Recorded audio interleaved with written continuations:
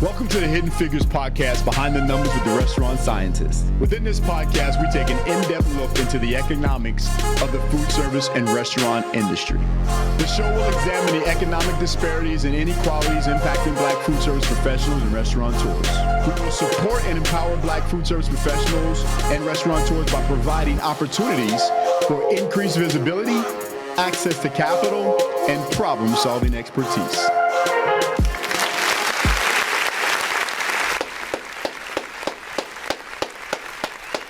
Absolutely. Welcome.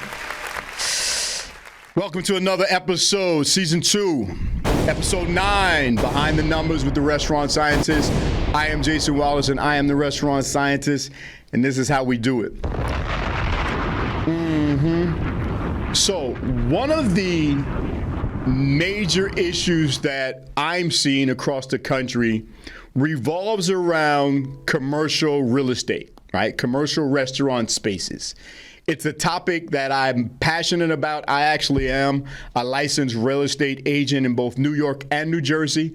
And my clients as a restaurant consultant, quite often my clients are not at the table when it comes to great, premier, prime real estate locations. High volume, high tourist traffic, and it's not, again, we're talking across the country. If you go to Chicago, Las Vegas, New York, Philly, Washington, D.C., you really don't see African-American restaurateurs in ideal locations. So it's a thorn that has been bothering me for many years because I see Black-owned restaurants signing poor leases, getting offered poor deals in terms of tenant improvements and build out, and just bad leases, personal guarantees, just things that really are a hindrance to maximizing profit.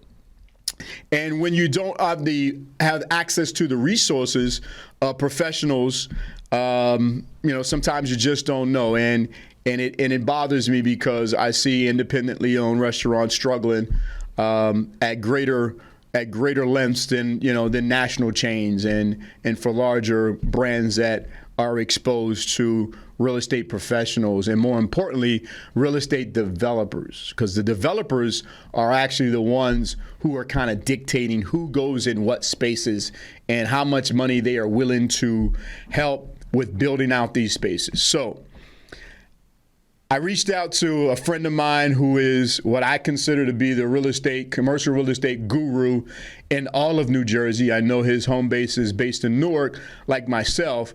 But, I wanted to have him on the show because it's time for us to speak candidly about these leases and the fact that, Black operators are not at the table when it comes to great commercial real estate locations. So without any further ado, please welcome Melvin Sykes to the table, to the show. What's happening, brother Melvin? Good afternoon, sir.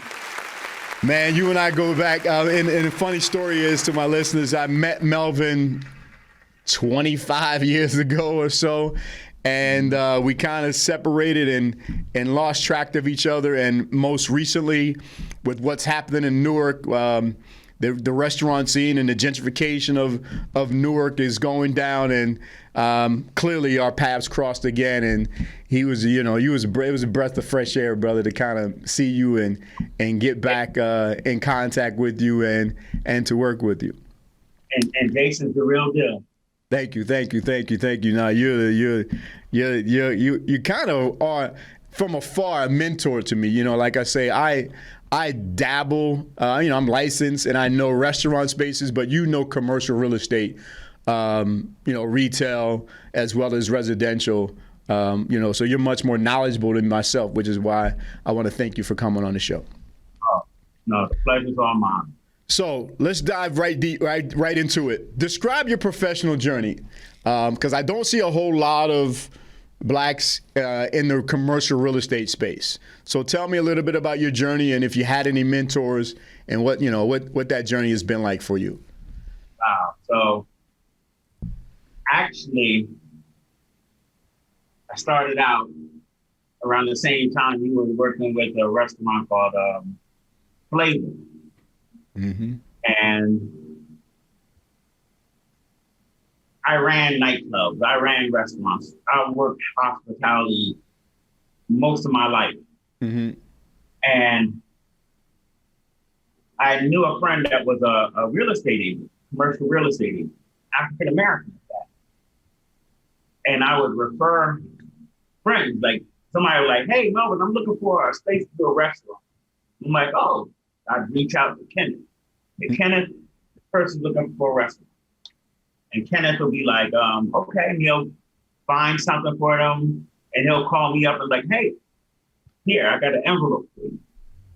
I was like, oh man, no, I'm just helping out a friend. He said, no, I'm giving you this. Take this. So somebody called me up and I'm looking for a store. I want to do a store. I call Kenneth up, same thing. Boom. Here's an envelope. Deal done. And I'm like, oh, that's cool. You know, it's the whole process of seeing it go from a concept to I just got a lease. So I gave Kenneth maybe like 20 referrals to a point where Kenneth was like, Melvin, no more referrals. You need to get a license. Mm-hmm. I've been doing this for maybe 30 years, and I've never seen anybody as a natural like you that has a network. And he was like, you make more money than I do just on these referrals. Right. So I'm like, okay, I gave it a shot. And at that time, I didn't know really what to do, where to go, you know, because again, you know, people of color didn't do this. Right. So I knew someone that had a new agency, and I got under her and got my license. And I basically learned the wrong way of doing it. Right. So there's a right way and a wrong way. The wrong way is trust. Meaning you work with a landlord, you're like, oh, I'll take care of you. Don't worry about it. Mm-hmm. Or you know to do the paperwork, like, oh, don't worry about it. Don't worry about it. I got it. And the deals will come in and they get amnesia. Right. I'm like, oh, you really didn't do anything. And then they want to they act like they're doing you a favor. And like, you sign a 20-year lease for a major, and it's like, oh, here's $5,000. You're like, what? But you know, you just want to get your name. You want to, you know, get your chops up and everything. Right. Then I'll introduce you to a gentleman named Lance Diggs. Lance was old school. Yeah, so Lance was old school, and Lance taught me everything. When I say taught you, he taught me. And the thing is this, Lance was by the book. Mm-hmm. When I say by the book, no skating around this. And he taught me that. And paperwork. Mm-hmm. Paperwork. Always do paperwork. Mm-hmm. Tie everybody down to paperwork. You wanna take somebody to see a property? No, you have to sign this paperwork. You know, it's all about paperwork. He taught me that because he also taught me that there's a lot of people that make money off of your mistakes. Mm. So you may do a deal, but you may made a mistake, and then you get sued, and the company gets sued. But there's people that are making money just to see you make a mistake. Right. Nice, nice. So that was your intro. That was your journey. So now you are the man. Like I don't know anyone that is closing, that's doing more deals and has a bigger pipeline and connections in Newark than yourself. So definitely kudos to you for that. And as we look at the commercial real estate market, particularly in Newark, so can you speak to the size and what's happening and give people an idea of what's taking place in Newark right now? Newark, New Jersey is what we're talking about for those that are listening from across the country. Well, Newark is changing. I mean, it got to a point where there was the landscape was, if you knew Newark was always luxury back in the day. Mm-hmm. I mean, Coats, Macy's, I mean, it was always luxury, mm-hmm. But then it turned. And when it turned to a point where in the 80s and everything, with, days of hip hop and everything, landlords at that time, a lot of the tenants left to go to malls and go to suburbs. So here it is, downtown Newark had a lot of vacancy. And we didn't understand the landscape. Mm-hmm. So even today, if you look downtown Newark, you look on the first floor levels, they have retail, but above them, vacancy, mm-hmm. Light. So we couldn't figure it out. And the landlords were just doing deals. Mm-hmm. They just wanted to fill the spaces. So if you look like from one area to the epicenter being Broad Market, it was always sneaker store, jean store, urban, and then dollar stores. Mm-hmm. So we lost our identity. Mm-hmm. And, and then also the offices. So Newark had a lot of corporate tenants, but they would cater to them in a sense where it's like, you can be in Newark, but don't be in Newark. Right. So you had these gateways that were developed where it's like, you could take the train station in Newark and everything's in like this big terrarium where you didn't have to be in Newark. Right. So then the other corporate entities get to the point where they were shuttling people to the train stations and, you can be in Newark, but we'll take you to the train. You don't have to do anything. And we killed our economy. Right. So you had all this money and it was called a leakage. You had the colleges here and the college students, they were taught not to shop in Newark. Mm. Do not leave the campus. Stay here. So you had all this money that was trapped there. And then, as far as the office tenants, they had that fear of, we got to a point where, we'll have cafeterias for you. Mm-hmm. Mm-hmm. And what changed that was, I would say Prudential. Mm-hmm. Prudential I remember doing some consulting work for them, and they had a lot of vacancies. They took over a lot of debt from, they had held a lot of liens for people. So they were looking at doing 2 more office towers. Mm-hmm. And they were going to do it right there on, by NJ Pack, mm-hmm. right there along Carter Highway. And then all of a sudden they said, you know what? We have all these assets. That's ours. So if they did NJ Pack, they would be leasing that land over there. They said, but we own all this. Right. So they start building the towers right there. So when they built the towers, it changed the landscape. Right. So now you have all these retailers. So when they start doing the retails,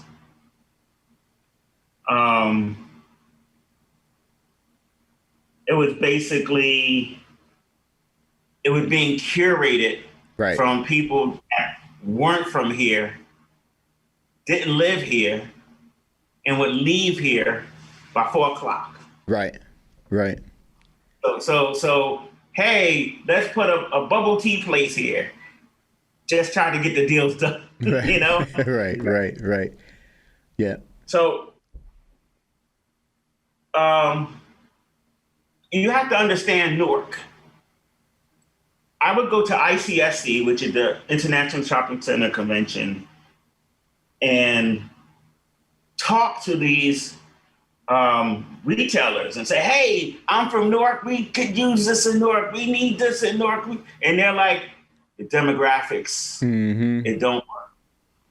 And when I say demographics, meaning the census. So the census at that time, you gotta understand this. There was nobody living in Newark. Right. Nobody far downtown. Nobody was living downtown Newark. Right. But you had Prudential, you had all these colleges, Rutgers, NJIT, you had PSCNG, Blue Cross Blue Shield, you had everybody was downtown. Right. So it didn't make sense. So here it is, you're in Morristown or Montclair, you're paying $50 a square foot, have you a nice store on Bloomfield Avenue, but you're not making any money because nobody's there. Right. You may get the housewives, but everybody's downtown Newark. Right. So it took a while for them Newark to realize that we got people here. Yeah. And we got all it took was to convince and do more business attraction. Right. No, absolutely. And let me just add a little texture to it. So for what he's talking about, for those that may not be familiar with Newark, you have Penn Station as a hub. Clearly, everything, Amtrak's coming through there, everything from Washington, D.C. going all the way up to Boston. And then you have New Jersey Transit that's also going into Manhattan. So and the airport. And in the airport as well. So what was happening is they built these towers, these gateways, and they connected them all by bridges.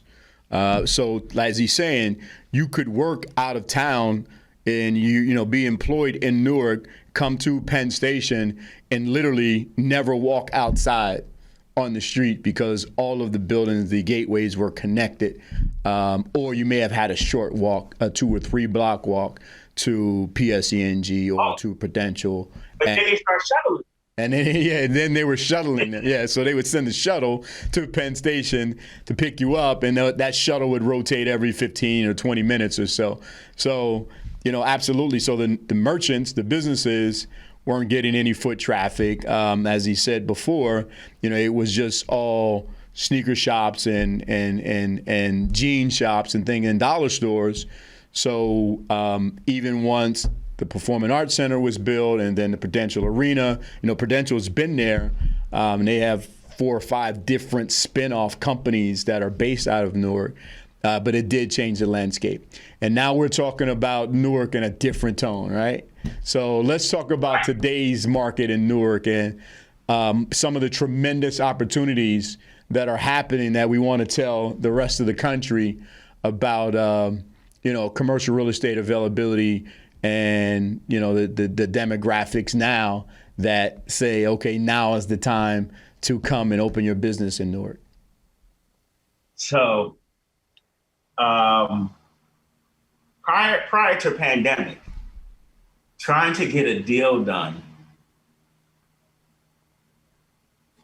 it's painful. You had to have it was stressful. I mean, but remember at that time, every developer, every landlord, they wanted a franchisee. Yeah. They wanted a corporate store. Chipotle. So yeah. Exactly. So all these guys, that's all they wanted. And what worked out crazy deals to get them in there. Like, oh, well, we'll give you tenant allowance. We'll give you this. We'll give you a rent abatement. We'll give you a low rent for the first 5 years, then balloon it.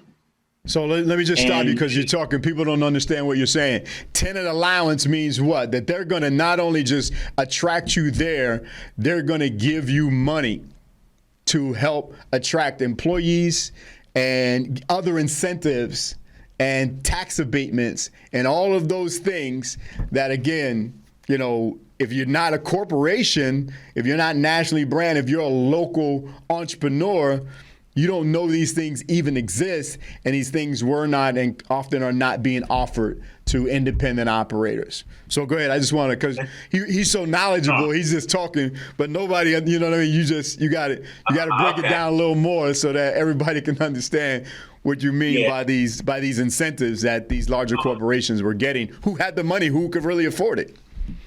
Right. And a lot of landlords, they don't want to spend any money. It's like, so say for instance, Jason wants to get a restaurant. They're like, okay, it's a gray box or a raw space. I'll give you free rent if you build it yourself. And you're like, oh, okay. But if that's why you have to get a professional. Yeah. A lot of people don't want to deal with real estate agents. They think, first of all, that they have to pay for them. Right, yeah, exactly. The landlord pays. Yeah, the landlord pays. But there's some cases they don't, but a lot of times they don't want to seek representation. Right. Now, me, I'm one of the good guys, being that I'll tell you straight up, like, nah, I don't think, let me think of a concept that's crazy. Like on Halsey Street, there might be somebody want to do a certain concept, and I'm like, nah, it wouldn't work here. Right. I'm like, good example. I just did a deal for a event space, and I told them from the rip, I'm like, I don't think you'll do good here. It's not. I mean, it's a nice spot and everything, but parking sucks. Right. I said, there's no parking around, and then you're close. You're in the proximity of an arena, so it may be $5 today. Tomorrow it'll be $50. Right. Exactly. And Newark also has, for the street parking, they call it event parking, where you're paying a quarter for a parking spot. Next thing you know, it's $25. Yeah, surge parking. So I tried to tell them, I said, yo, this is it's great, be downtown and everything. But I said, dude, you're gonna suffer because there's no parking. Mm-hmm. No. The emails back and forth. I got to the point they wore me down. I'm like, look, go ahead and get it. I'm not gonna stop you. Right. And they got it. And they're like a couple months in, and they're like, I can't get bookings because there's no parking. Right. Or I got an event I have an event that's coming up, and they came and got their money because they realized that Cirque du Soleil is going to be here this weekend, and there's no parking. Right. No, absolutely. I said, well, I don't know what to tell you. I tried to warn you. Right. So you gotta get a person, a representative that'll basically go to bat for you. Not only getting you in there, telling you, you gotta have a team.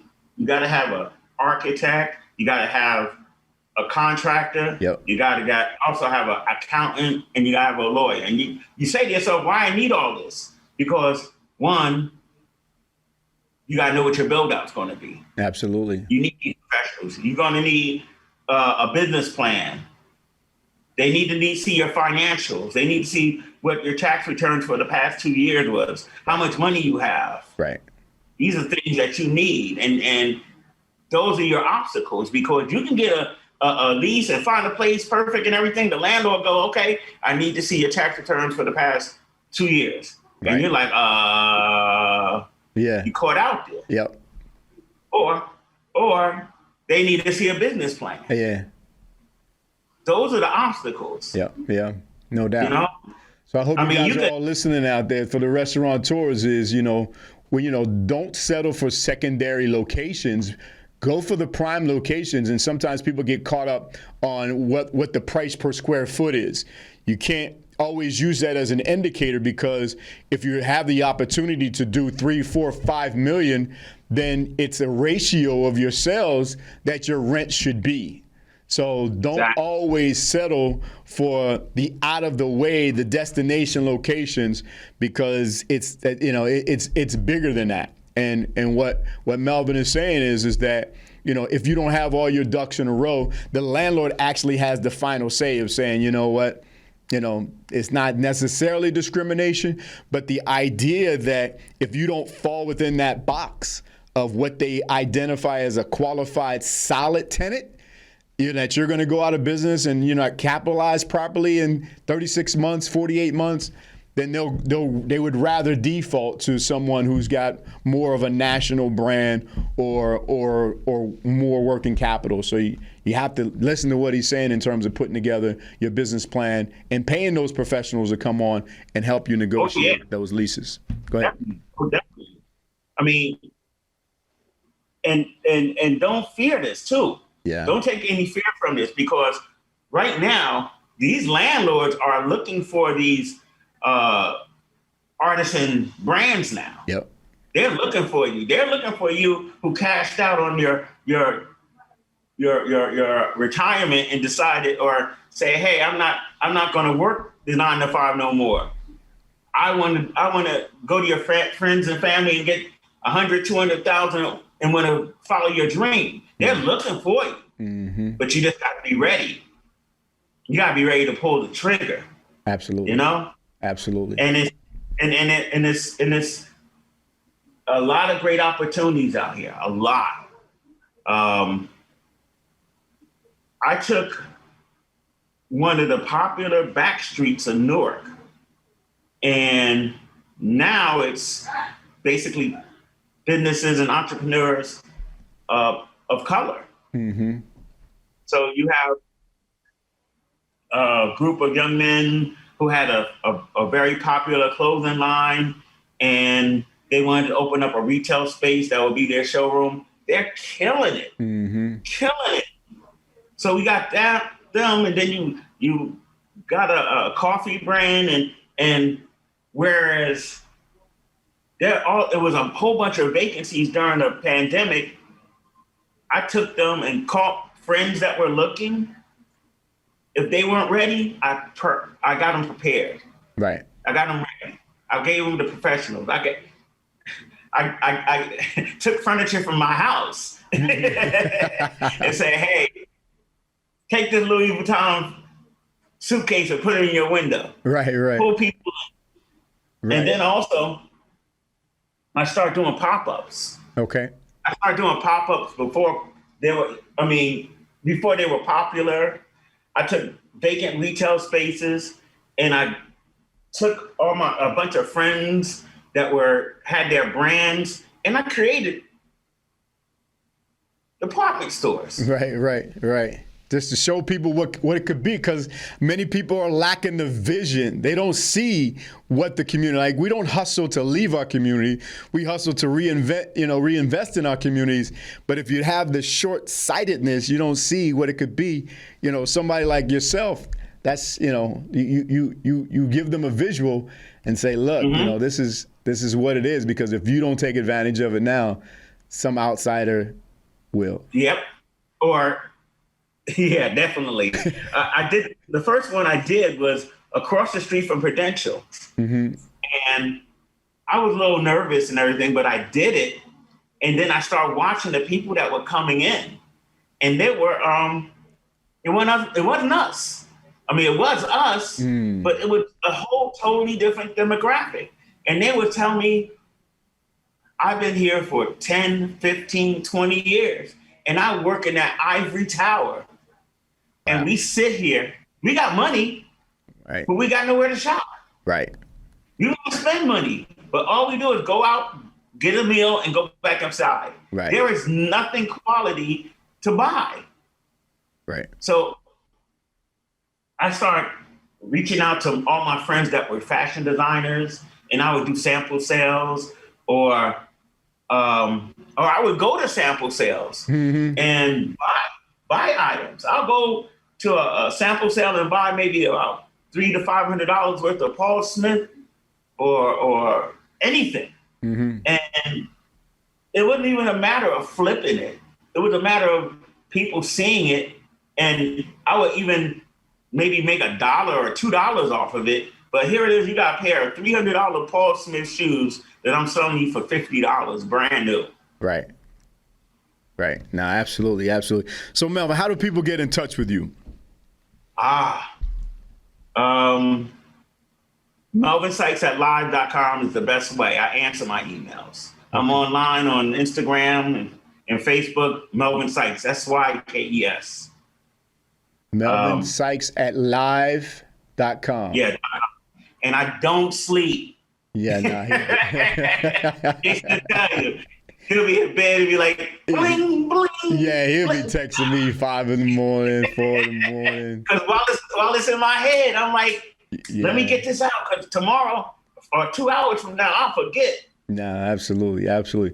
Melvin is definitely the guy to know in Newark. And if you're looking for any type of commercial real estate spaces, even residential as well, he knows someone. And if he doesn't know, he can't do it himself. He knows someone who can get it done. But follow your dream. Be prepared, though. Absolutely. But follow your dream. Let's talk specifically a little bit about, before we go, what we got. How many minutes? We got 5 minutes. So before we go, let's talk specifically about restaurant opportunities in Newark. What are you seeing? What are the landlords looking for? What are some of the things that these restaurateurs need to know about? And that even if they don't come to Newark, things that, the podcast is nationwide. So just things that they need to understand about commercial real estate when negotiating with some of these larger landlords. And the key word is negotiation.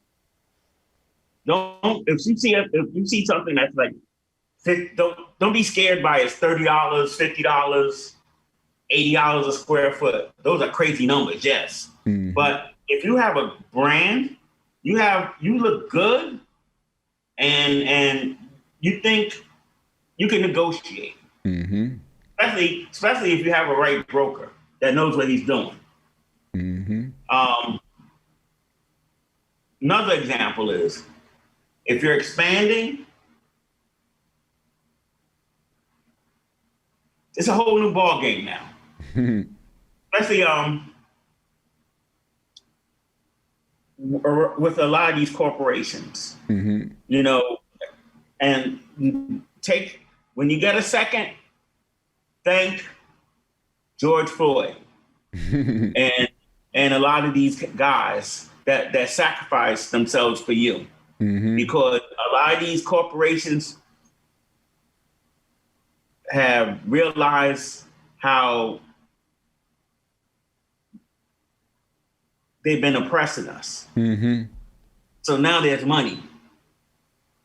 There's money now where it's like, not gonna name names, but right. Yeah, don't go there. Don't go. I can see it. I'll say, let's just say a nondescript name like Ford. Yeah. Ford feels like, you know what? I want to do things for the community. And they may have $3 million right now and say, hey, mm-hmm. I want to help this community. I have $3 million. Give me a business plan and I'll put you here. I'll pay your rent for a year.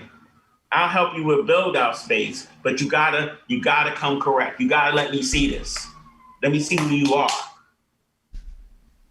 Yep. There's money out here for build out. Yep. And now it's, especially since the pandemic is over, so real quick, there's a lot of areas right now that depending on these tenants, the office tenants. And I see this, they're not coming back. Mm-hmm. A lot of them are not coming back. Mm-hmm. They're working remotely. And if they are, they're only working in the office 3 days a week, right? Friday is definitely gone. Right. So the guy downstairs that had the bagel shop that would walk home with a duffel bag is now walking with a sandwich back because he's not making. So there's going to be more opportunities because that guy is going to be vacant or things that don't make sense anymore. When the pandemic came, it didn't just kill. You know how when the pandemic came, they said people with underlying conditions are going to be the first ones to die. Same thing with real estate. If you're 3 months behind on your rent and the pandemic came and you weren't able to pay your rent, right? Yep. They're gone. Yeah. They're gone. The advantage is you got a restaurant fully equipped that was paying $14,000 a month. You might get it for $10,000 fully equipped. So you just saved $500,000. Absolutely, over the life of that lease, no doubt. No, absolutely. Second generation restaurant. One thing you were saying, one thing you brought up was about even with guarantees. If you're smart, you know, get as minimum of a personal guarantee. And what you do is what we call rolling guarantees. So a rolling guarantee is basically, say for instance, they want 10-year guarantee. And I'm like, I might could get this for 3 years or maybe 5 years. I don't know. We don't know what's going on now. So get it for 2 years and ask for rolling guarantees. That means every year that you're there, they'll give you a guarantee. And you do it and do it's like a month to month, but it's for a guarantee. So it's tricks like that you got to do. Absolutely. Absolutely. Wow. Let's give Melvin a round of applause. Let's drop that. So many nuggets of wisdom. I hope I wasn't all over the place because I could go all over the place. I know. We got to have you back, man. We'll have you back for real. We can schedule another session because this is deep. This is an issue that for me has really been a very sensitive one. You know, clearly me being a chef and a restaurant consultant. And don't be scared if you have a lease to ask for some form of relief or ask to change the lease a little. Because what's going to happen? I mean, right now, the way leases were years ago don't work now. Don't work at all now. I got a tenant right now who's, although they haven't even been there for a year, the tenants ain't come back yet. So I got to go back to the owner and says, hey,